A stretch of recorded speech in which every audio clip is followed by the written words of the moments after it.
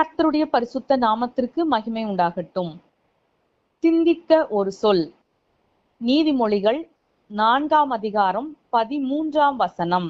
புத்திமதியை உறுதியாய் பற்றிக்கொள், அதை விட்டுவிடாதே, அதை காத்துக்கொள், அதுவே உனக்கு ஜீவன்.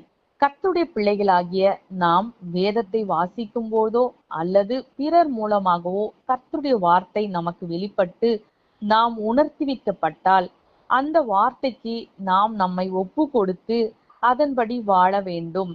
கர்த்தருடைய ஆலோசனைக்கு நாம் செவி கொடுத்து அந்த புத்திமதியை நாம் கை கொண்டு அதிலே நிலைத்திருப்பது நம்முடைய வாழ்வில் நன்மையான பலனை நமக்கு கொண்டு வரும். அதாவது அது நம்முடைய வாழ்வின் ஆதாரமாகவும் நமக்கு வாழ்க்கையை கொடுக்கிறதாகவும் அமையும். மேலும் அந்த புத்திமதிகள் நம்மை ஜீவனுள்ள தேசத்தில் பிரவேசிக்க செய்து நித்திய ஜீவனை சுதந்திரித்துக் கொள்ளவும் வைக்கும். அந்த வார்த்தைகளை நாம் ஒரு நாளும் அசட்டை பண்ணக்கூடாது, விட்டுவிடக்கூடாது என்று நாம் இன்று கற்றுக்கொள்கிறோம்.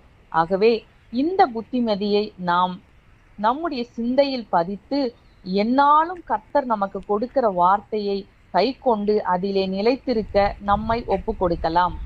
இவ்வுலகத்தில் அநேகர் புத்திமதிகளையும் ஆலோசனைகளையும் பெறுவதற்கு அநேகரை அணுகி பல ஆயிரங்களை கூட செலவு செய்கிறார்கள்.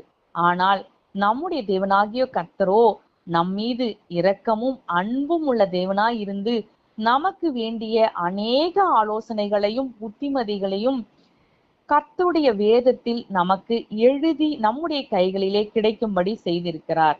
அந்த வேத வசனத்தை நாம் வாசிக்கும் பொழுதும் அல்லது கர்த்தருடைய தாசர்கள் மூலமாகவோ நமக்கு கர்த்தரால் கொடுக்கப்படும் வார்த்தைகளுக்கு நாம் கீழ்ப்படிந்து நடக்கும் பொழுது அது நம்மை ஜீவனுள்ள பாதையில் கொண்டு போய்விடும். அதாவது அது நமக்கு வாழ்வாகவும் நம்மை காப்பாற்றும் ஒரு ஆயுதமாகவும் இருக்கும்.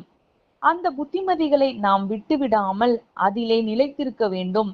நம்மில் சிலர் ஆர்வத்தோடு ஆலோசனையை கேட்டாலும் ஆனால் காலம் செல்ல செல்ல சூழ்நிலைகள் காரணமாக அந்த ஆலோசனையை படி நடவாமல் அதை விட்டு விடுகிறார்கள். அப்படி நாம் செய்யும் பொழுது அது நமக்கு நன்மையான பயனை கொண்டு வராது, மேலும் நமக்கு தீமையை கொண்டு வந்துவிடும்.